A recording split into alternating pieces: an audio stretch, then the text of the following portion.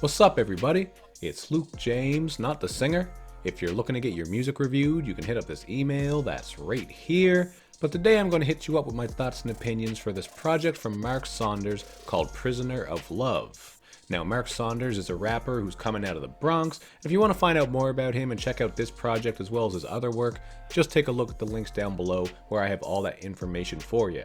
Now, you're going to have to bear with me. As you can tell, my voice is a little bit scratchy. I'm still fighting this damn cold that's been hanging on, but the show must go on. So we're going to jump right into this one, which does have a little bit of a concept to it, dealing with love and loss. So as you listen through, you are going to pick up on some of those themes, especially when he's exploring the darkness within and just kind of going in about some of the feelings that he's facing and going through. Whether he's touching on insecurity and hard-headedness on the song Cut Off the Nose to Spite the Face, or when he's going even darker, like on the outro track Kurt Cobain, where we get these grungy guitars that sound like something out of Alice in Chains, or of course Nirvana, since this song is called Kurt Cobain, and there's this suicide letter / inspirational letter that's being read. So there are some very dark, gloomy themes, and also some sounds that do match along with this content. Whether you want to talk about the song Emotional Discovery, which has this very slow and plodding piano beat. I didn't really love that one too much, but I thought it did match up with that gloomy sound. And on the track Meet People Where They Are, there is just so much shit going on, man.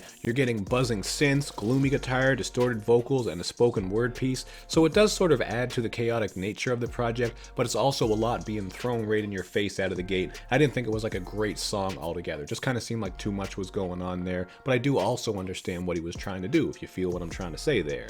But to be fair, there are some other moments that I liked a little bit better than that with the production, especially the smooth jazz joints on Out of Body Experience and SoundCloud Rapper, so you are going to get a bit of variety here. It's not like the whole thing is just sad and gloomy, and I do think the production was pretty dope in spots. Those were actually two of my favorite beats, so I did like those tracks for what they were. But when it comes to the songwriting, especially with this very ambitious concept, I didn't really find much here to be awe-inspiring. I wasn't blown away. I didn't feel like the concept was fleshed out a lot, but there were actually some pretty memorable or funny lines, you might say. Like on the song July 7th, 1999. This one is actually written in Roman numerals, so I could have it completely fucked up, but I think that's what it is. But he has a couple of lines on here that did kind of make me snicker, like when he said, "You don't deserve recognition except a facial and not from your phone." Obviously, we know what he's saying there, busting these loads.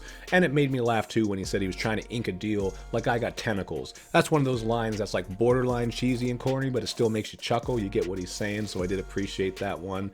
And this track also caters to that dreary theme, because it does have some very light keys to it, man.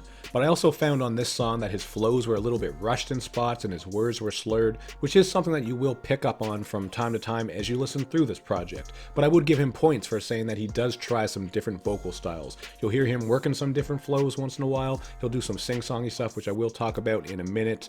On Emotional Discovery, you're going to hear him sounding like he's just losing his mind. I really like that vocal performance. There's a lot of passion and energy in parts on that song, getting some yelling on there as well. This is the one with that plodding piano production I mentioned earlier. So I really feel like there are some good ideas here to work with, but things need to be fleshed out more. I think he could still find his own sound and express himself a little bit more clearly to leave an impact, but that's just my opinion, and that's what you get when I review some music. So I'm just going to tell you what I think. So obviously check it out for yourself to find out, but these were some of the things that I noticed. And I also noticed that there was just a little bit of sloppiness with this album overall. So on the song Pieces of Introvert, this one starts off fine with this very jazzy production, although I think the vocal levels need to be upped because it wasn't really mixed that well. Mixing is another thing that's not up to snuff on here at times. And then on the second half, you're really going to notice that it's poorly mixed. It just turns into this piano ballad with bad singing, all kinds of swirling vocal effects. You will notice on other songs too, there's a lot of vocal effects, distortion, lots of other stuff that's happening. Sometimes it feels like it's in place,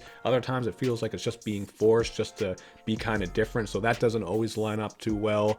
And there's a similar duality on the song called What Does It Mean to Be Happy? I thought the beat on the first half is just wavy as hell, very, very smooth, but the singing and harmonizing is brutal on there. And then on the second half, things do get a little bit better because the beat actually switches up and Mark starts spitting some black and brown excellence bars, just speaking on the struggle of black people in North America, even all around the world, including in Libya where there's still slavery going on, all kinds of crazy shit. And I think that was really one of the most focused moments on the album. I think he took the topic, he explained himself well, he was really focused with his songwriting, the passion and energy in his voice matched up as well. So that was a moment that really showed me the potential that Mark has when he's really zeroing in on a topic and expanding on it. I thought that was a great moment there. So that was definitely one of my favorite moments. But ultimately, like I said earlier, I just feel like things aren't fleshed out enough here to leave much of an impression on me. And that's a big reason of why I'm going to go with a 2.5 out of 5. That doesn't mean it's bad. I think it's pretty average. I hear some good things here and some bad things here, but just a bit more focus, tightening things up, taking the concept and just expanding on it, making it stick a little bit more.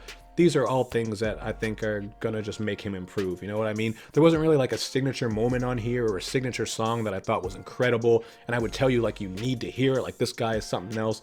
It was like an all right listen. Like I didn't feel like I was listening to some fucking dumpster juice or anything like that. Didn't feel like I was listening to an amazing project either, but I certainly hear the potential and there's something to work with. So this is how I feel. Check it out for yourself and then hit me up in the comment section with your thoughts and opinions.